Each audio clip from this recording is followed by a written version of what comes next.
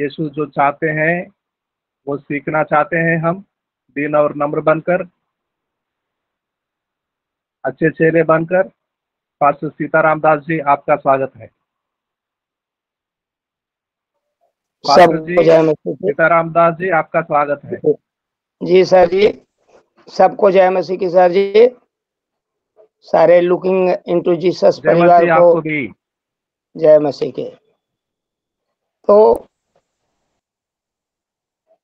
परमेश्वर का हम सुंदर कलाम जो आज धन्यवाद उस महान परमेश्वर को देते हैं जिन्होंने आज एक सुंदर सा अवसर दिया है, जो उनके साथ समय बिताने का आज एक मौका मिला है। उस और परमेश्वर के महान दासों के संगति में बैठने का अवसर मिला है। इसलिए इस अवसर देने वाले प्रभु यीशु मसीह को बहुत बहुत धन्यवाद देते हैं। और जो प्रभु जी आप कलाम दिए हैं उसको प्रभु जी सुनने और सुनाने में मदद और सहायता कीजिए। पवित्र आत्मा हम सब के संग और साथ रहिए। हर भूली बातों को बताइए, गहरी बातों को समझाइए, ताकि पिता हम सुन करके आशीषित बने और आपसे बातचीत कर सके, आपके साथ समय बिता सके। आपके हाथों में सौंपता हूँ और सारी प्रार्थनाएं यीशु मसीह के नाम से मानते हैं, आमीन।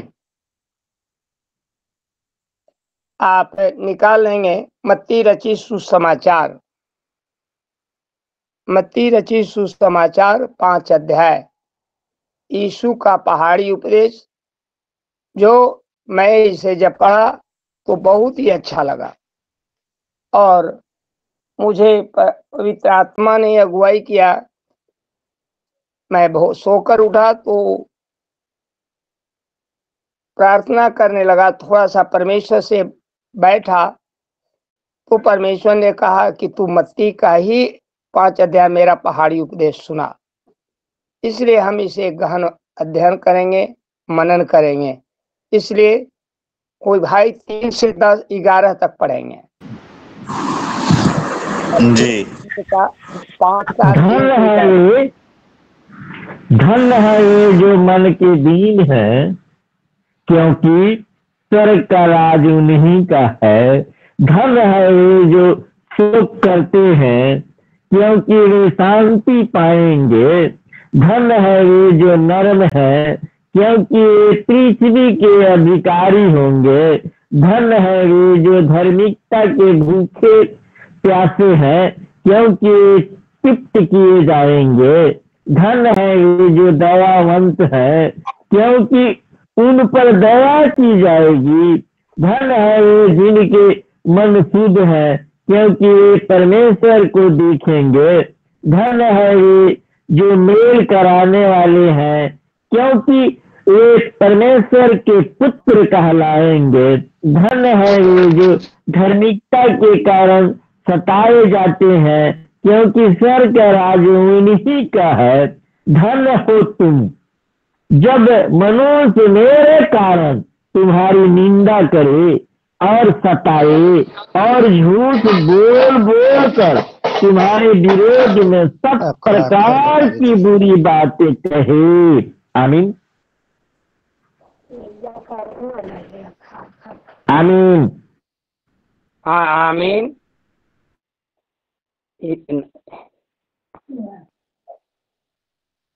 तो हम देखेंगे वचन को कि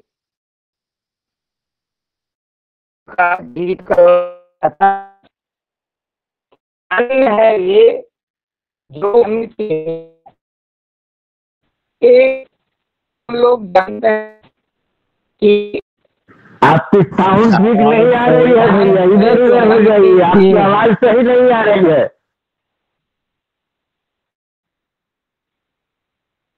अच्छा सर,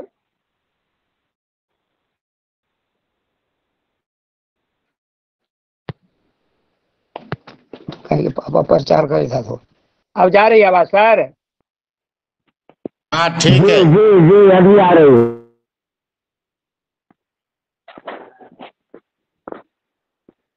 धन्य है वे जो मन के दीन है, क्योंकि स्वर्ग का राज उन्हीं का है। यहाँ धन्य का मतलब होता है, अंग्रेजी में लिखा हुआ है ब्लेस्ड, अंग्रेजी होता है ब्लेस्ड, और ब्लेस होता है आशीष का प्रतीक, आशीष। धन्य वे जो आशीषित है वे आदमी, वे लोग जो मन के दीन हैं। जब इसे हम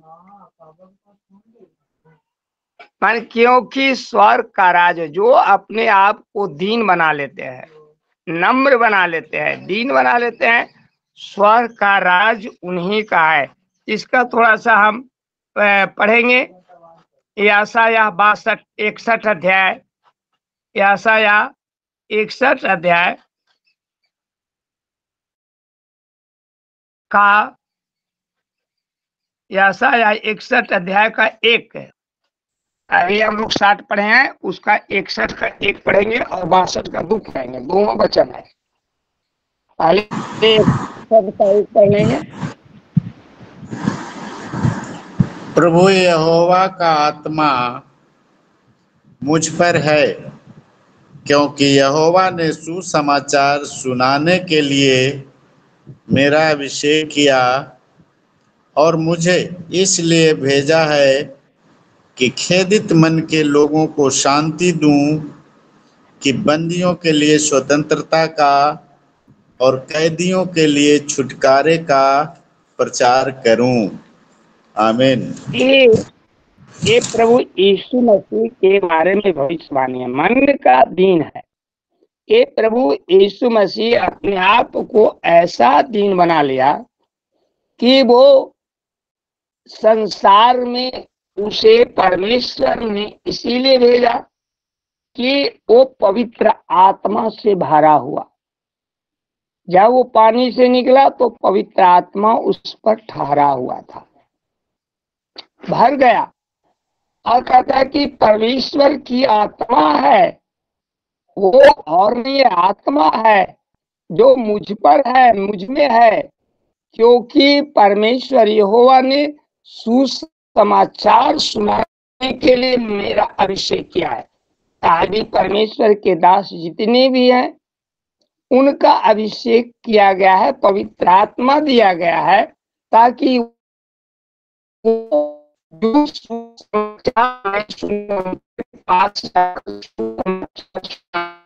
वो दिल करता है।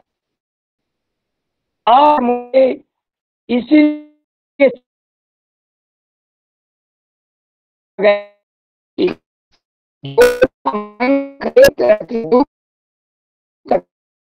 के कष्टों में, कई तरह के परेशानियों में अशांत है, उन्हें परमेश्वर के पवित्र लोगों के द्वारा शांति मिले, जैसे यीशु मसीह के द्वारा हमें और आपको शांति मिले। कि बंदियों के लिए स्वतंत्रता का, जो बीमारी में बंदी है, पाप में बंदी है, गुनाह में बंदी है, नशा का बंदी है, कैदी है, उन्हें छुटकारे का सुसमाचार सुनाया जाए और छुटकारे की घोषणा करके प्रचार किया जाए कि वो छुटकारा पा जाए, और बहु से हम लोग भी छुटकारा पाए हैं। और 62 का 2 पढ़िएगा, यशायाह 62 का 2। तब जाति जाति के लोग तेरा धर्म और सब राजा तेरी महिमा देखेंगे, और तेरा एक नया नाम रखा जाएगा जो यहोवा के मुख से निकलेगा।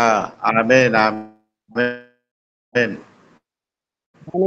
ये क्या करता है कि जब सुसमाचार सुनेगा शांति पाएगा, और सभी लोग कैदी छुड़ाए जाएंगे, और जो छुड़ाए गए हैं वो जाति जाति के लोग, हर जाति के लोग जो तेरे धर्म और सब राजा तेरी महिमा देखेंगे। ये सब जाति के लोग परमेश्वर का धर्म देखा और परमेश्वर की महिमा को देखा और देखता है, तब तेरा एक नया नाम रखा जाएगा जिसका नाम इमानुएल रखा गया है। और आपका भी हमारा भी नाम कुछ और था, लेकिन जब परमेश्वर हम लोगों के जीवन में आया, एक नया नाम लोग संसार के लोग देते हैं, जो हम लोग सभी जानते हैं, और वो यहोवा के मुंह से निकलेगा, ये नया नाम। इसी तरह से हम दूसरे वचन को देखते हैं, 4 का देखते हैं। एक एक चीज हम देखें कि जो मन का दीन है वो स्वर्ग के राज देखेंगे। वो क्या करते हैं? मन के दीन है, ये स्वर्ग का राज उन्हीं सर में आए हुए हैं, सब में है, क्योंकि परमेश्वर ने कहा है कि मन फिराओ, क्योंकि स्वर्ग का राज तेरा ही है। मन फिराओ, क्योंकि स्वर्ग का राज की एट योर हैंड है। क्या लिखा है? The kingdom of haven at your hand है। साफ लिखा हुआ है अंग्रेजी में, एकदम तुम्हारे हाथ में है, तुम्हारे अंदर है, अलग नहीं है। ये वचन पूरा होता है। 4 कहता है कि धन्य वे जो शोक करते हैं, क्योंकि वे शांति पाएंगे। दुनिया में बहुत से लोग शोकित है, कई तरह के दुख में पाए जाते हैं, और प्रभु यीशु मसीह में कई तरह के सताव है। जो कोई, हम जब इसी को 12 पढ़ते हैं, 11 पढ़ते हैं, 11-12 पढ़ते हैं, तो क्या लिखा है? धन्य है वो जब मनुष्य मेरे नाम के कारण तुम्हारी निंदा करे। तब जब निंदा होगा तो परिवार शोकित होगा। ये परमेश्वर के दास शोकित होते हैं, जो कोई यीशु मसीह को ग्रहण कर लिए हैं।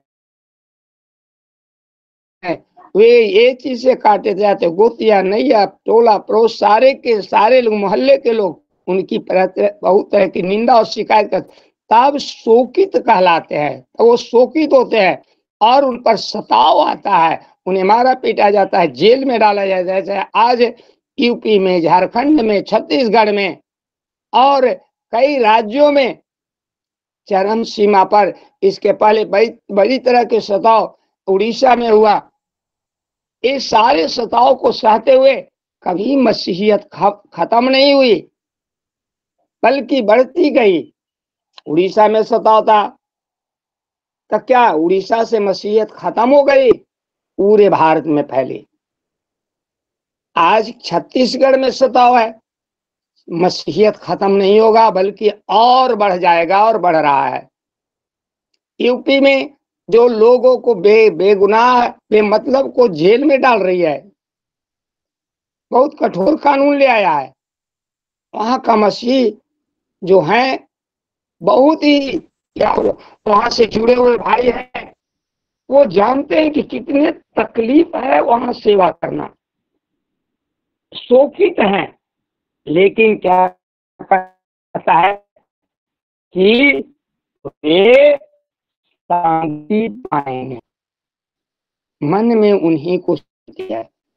इसका हम थोड़ा सा 1-2 वचन रिफरेंस देख लेंगे। ये सब है कि यूहन्ना 16 का 20, यूहन्ना 16 का 20। मदन सर आप पढ़ेंगे यूहन्ना 16 का 20।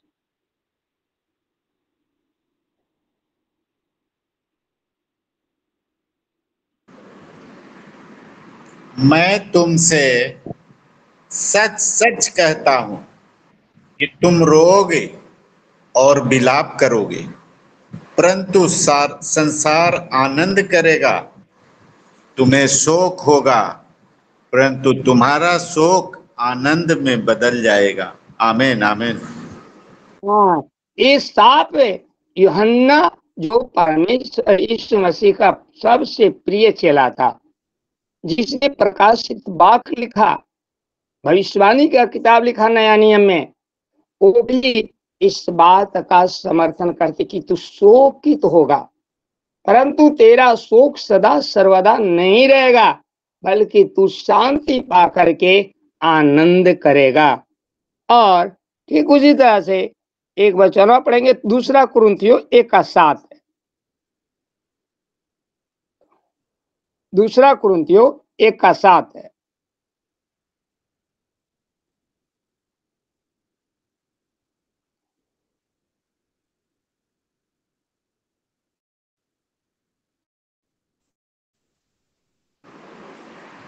हमारी आशा तुम्हारे विषय में दृढ़ है, क्योंकि हम जानते हैं कि तुम जैसे हमारे दुखों में वैसे ही शांति में भी सहभागी हो। आमीन आमीन आमीन। प्रभु यहाँ कुरिन्थियों की कलीसिया को जिसे पौलुस ने रोपा, पौलुस ने सिखाया, पौलुस ने प्रचार किया, वो पौलुस भी स्पष्ट कहता है कि जिस तरह से तुम आज दुख में सहभागी रहा, उसी तरह से शांति भी पाओगे, और शांति शोकित नहीं रहोगे, शांति पाओगे। और आज वो कलीसिया को सबको जानते हैं, छिपा हुआ नहीं है। और हम 5 को देखते हैं, टाइम कम है, ज्यादा गहरी बातों को। धन्य है वे जो नम्र है, क्योंकि वे पृथ्वी के अधिकारी होंगे।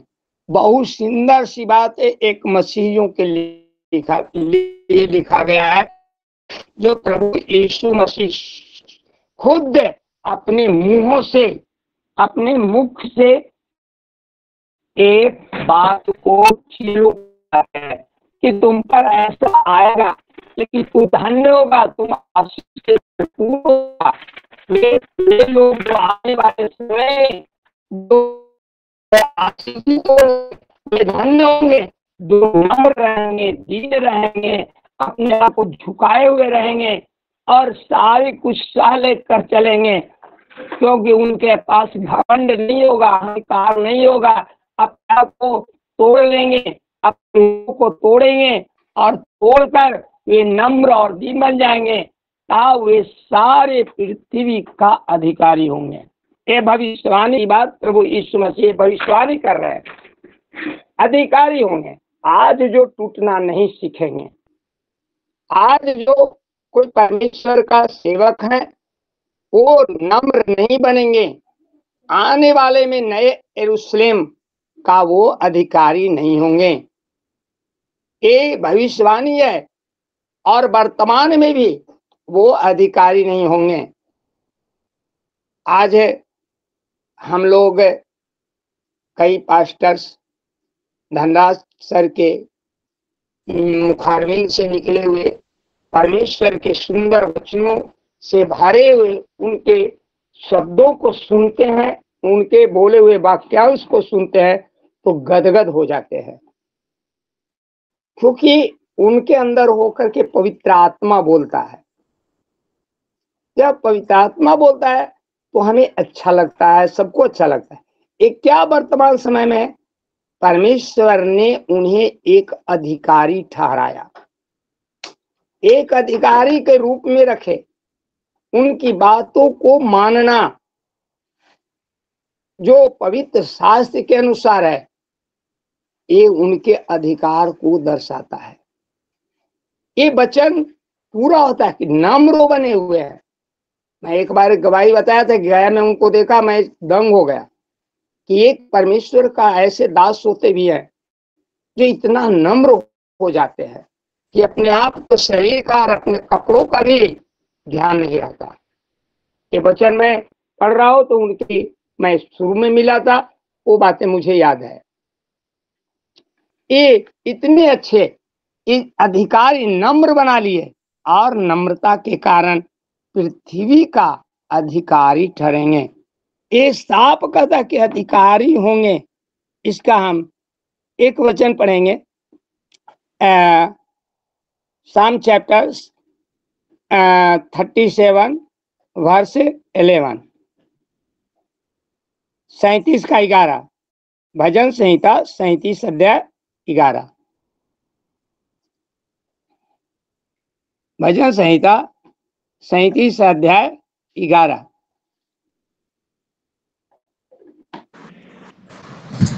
परंतु नम्र पृथ्वी के अधिकारी होंगे और बड़ी शांति के कारण आनंद मनाएंगे। आमीन हालेलुया। आमीन। एकदम सच ही यहाँ कहता है, ये दाऊद आज से कई हजार वर्ष पहले कहा था, सैकड़ा वर्ष नहीं, हजार वर्ष पहले, हजारों वर्ष पहले कहा। और उसके कहे हुए बात प्रभु यीशु मसीह दोहरा दी है। और ये बात प्रभु यीशु मसीह का चेले जो हम लोग हैं दोहराते हैं। क्या? नम्र होंगे, जो अपने आप को नम्र और दीन बना लेंगे, वो उनके जीवन में क्या होगा कि स्वर्ग का राज्य पाएंगे और अधिकार रखेंगे और अनंत शांति वो पाएंगे। जब प्रभु यीशु मसीह आएंगे और कलीसिया उठाई जाएगी और अनंत जीवन पाएंगे, वो अनंत शांति का प्रतीक भविष्यवाणी यहाँ किया गया प्रभु यीशु मसीह के द्वारा। और 6 को हम पढ़ते हैं, 2-3 मिनट टाइम है। 6 को पढ़ते हैं कि धन्य वे जो धार्मिकता के भूखे और प्यासे हैं, क्योंकि वे तृप्त किए जाएंगे। क्या है? जो धार्मिकता के लिए भूख है, वो धार्मिकता क्या है? प्रभु यीशु मसीह और परमेश्वर की सारी आज्ञाएं, उनकी इच्छाएं, जो उन्होंने कहा है उसके लिए भूख रखना है, प्यास रखना है, यानी तृप्त नहीं होना है। यानी परमेश्वर के वचन की भूख से हम कभी तृप्त न हो, यानी हमें भूख प्रतिदिन लगी रहे, प्रति घड़ी लगी रहे, प्यास बनी रहे, और परमेश्वर के कलाम को हमेशा हम देखते रहे, धार्मिकता को देखते रहे, क्योंकि ये वचन के द्वारा हमारे हृदय की कई समस्याएं हैं वो सॉल्व किया जाएगा और सॉल्व हो जाता है। ये जो धार्मिकता का भूखे प्यासे हैं वे तृप्त किए जाएंगे। हम लोग देखेंगे इसका आप भजन संहिता 42 का 2 पढ़ेंगे।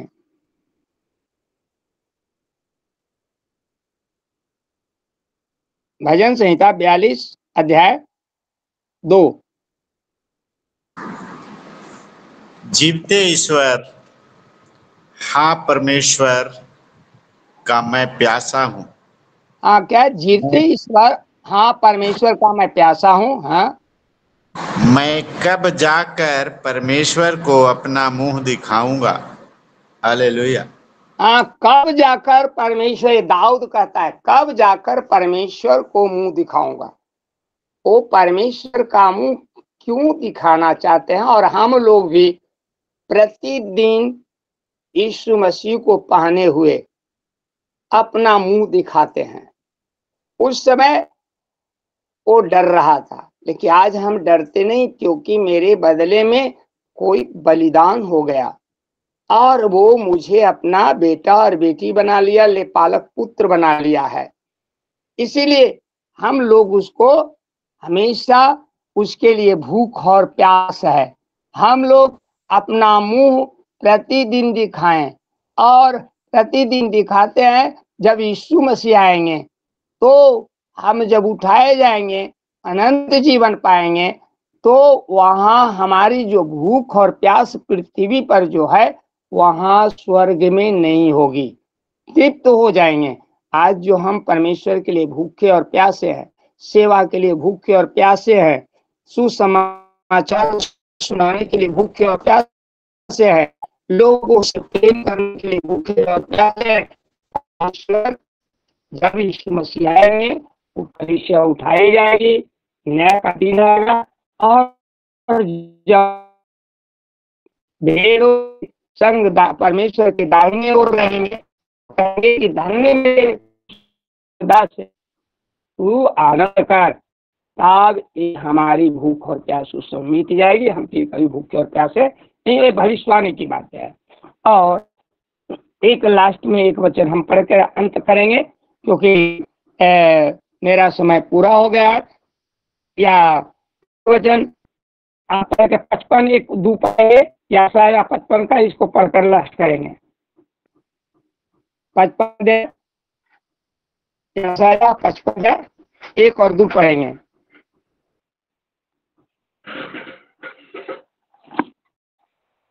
पचपन 1 और 2 पढ़ेंगे। अहो सब प्यासे लोगों, पानी के पास आओ, और जिनके पास रुपया न हो तुम भी आकर मोल लो और खाओ। दाख मधु और दूध बिन रुपये और बिना दाम ही आकर ले लो। जो भोजन वस्तु नहीं है उसके लिए तुम क्यों रुपया लगाते हो, और जिससे पेट नहीं भरता उसके लिए क्यों परिश्रम करते हो। मेरी ओर मन लगाकर सुनो, तब उत्तम वस्तुएं खाने पाओगे और चिकनी चिकनी वस्तुएं खाकर संतुष्ट हो जाओगे। आमीन आमीन। यहाँ यहाँ यशायाह की जो भविष्य बहुत बड़े भविष्यवक्ता हैं, जो अधिकतर बातें प्रभु यीशु मसीह के बारे में लिखे और मानव जाति के सारे कल्याणों के बारे में लिखा। कहता है, हो सब प्यासे लोगों, पानी के पास आओ। जीवन का जल और जीवन का सोता हमारा यीशु मसीह है। जो कोई यीशु मसीह को अपने हृदय में बसा लिया, उनकी भूख और प्यास खत्म हो जाती है। ये जीवन का जल को पीने के लिए हमें रुपया लगाने की जरूरत नहीं। हम बिसलेरी का बोतल पीने के लिए 20 रुपया लगाते हैं, लेकिन जीवन जल के पीने के लिए रुपया लगाने की जरूरत नहीं है। और कहता है कि तुम आकर मोल लो, पैसे रहे या न रहे आकर लो, क्यों जैसा मैं पवित्र हूँ ऐसा पवित्र हो, मेरी आज्ञाओं को मानो और ये मुझ में से पियो और खाओ। दाख मधु और दूध बिना रुपया के और बिना दाम के आकर ले लो। ये सारे बातें जो हम लोग सुने हैं, समाचार जो हम 6 अध्याय को पढ़े थे और 6 अध्याय को हम विस्तृत रूप से आप लोग पढ़े थे, वहाँ ये सारी बातें लिखा है कि जीवन का रूप मैं है, जीवन जल मैं हूँ। ये सारी बातों को पढ़े थे। यही बात यहाँ दोहराई गई है। और यहाँ प्रभु यीशु मसीह एक साफ कहते हैं कि तुम आओ, पियो, खाओ और तृप्त हो जाओ। धन्यवाद। इन्हीं वचनों के साथ हम विदा लेते हैं और धनराज सर को बहुत बहुत धन्यवाद कि इतने अच्छे कार्यक्रम चलाए हैं। और धन्यवाद उन भाइयों को जो प्रतिदिन जुड़ते हैं। मेरे पास समय नहीं रहता है, इस कारण नहीं जुड़ते हैं, लेकिन बहुत बहुत हम आनंदित होते हैं जब सर जी हमको कभी निमंत्रण देते हैं। मैं आनंद से भर जाता हूँ और समय निकाल करके अवश्य इसमें जुड़ता हूँ। इसलिए इस शुभ अवसर के लिए उस महान परमेश्वर के और उस परमेश्वर के महान दास धनराज सर को बहुत कोटि कोटि धन्यवाद देते हैं। परमेश्वर उन्हें आशीष दे। आइए वचन सुनने वाले सारे भाई बहनों को और नौजवानों को, बच्चों को आशीष करे। वचन का सीख और बुद्धि आपने दिया है, इसके लिए भी धन्यवाद आपको देते हैं और प्रार्थना यीशु मसीह के नाम से मांगते हैं। आमीन आमीन आमीन। जय मसीह की जय मसीह। आपको भी पास्टर सीताराम दास जी, बड़ा सुंदर सा संदेश को हमने सुना। सताव क्लेश आने पर भी कलेसिया का अंत नहीं होता, समाप्त नहीं होता। हमने देखा उड़ीसा में, हमने देखा छत्तीसगढ़ में, हमने देखा यूपी में कठिन सा कठिन कानून बना जा रहा है, लेकिन हमें कलेसिया वालों को ये संसार में तब तक रहना होगा, युद्ध करते हुए, लड़ाई जारी रखते हुए, जब तक हमारा स्वामी हमें लेने नहीं आते। एक उद्धारकर्ता स्वर्गलोक पर है, जहां हमारा स्वदेश होता है। उनका बाट जो रहे हैं। कब तक?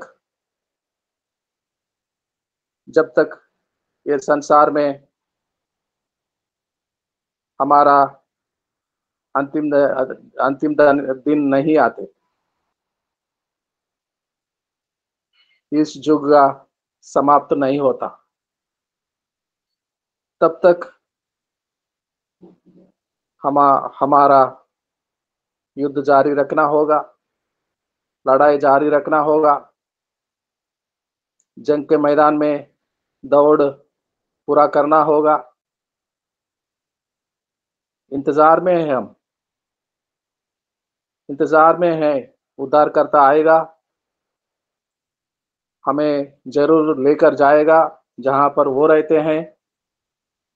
हमें उस जगह पर रखने के लिए वो जल्दी आ रहा है। कितना ताकत मिलता है। हमारा उद्धारकर्ता आएगा,